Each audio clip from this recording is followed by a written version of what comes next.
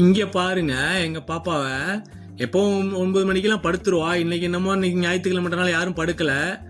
பாருங்க டிவி பார்க்க வந்துட்டாங்க.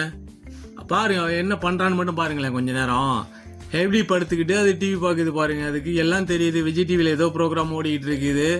சவுண்டு கேட்டோன்னா அப்பாட்டு வெளியில் படுத்துருந்தவோ கிளம்பி வந்து நேராக எங்கள் அக்காவை தாண்டி நேராக போய் பாயில் படுத்துட்டு சொரிஞ்சிட்டு அவள் படுக்கிறா.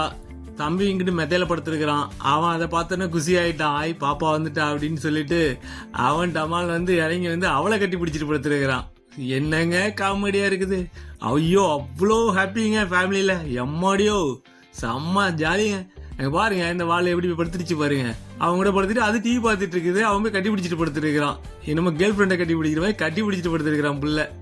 எங்க பாருங்க மூஞ்சியை கொடுத்துக்கிட்டு அப்படி அவ்வளோ அன்பா அவ்வளோ அந்நியமா எப்படின்னே தெரிலங்க. எங்களுக்கு உண்மையிலுமே இது வந்து கடவுள் கொடுத்த கிஃப்ட்டுங்க. அவ்வளோ பாசமா இருக்குங்க. அவ்வளோ பாசம் அவ்வளோ அன்புங்க. அம்மாடி இதெல்லாம் எதிர்பார்க்கவே இல்லைங்க. நானும் 4-5 வருஷம் மாடுலாம் வச்சிருக்கிறேன். ஆனால் இந்த அளவுக்குலாம் நான் பார்த்ததே இல்லைங்க.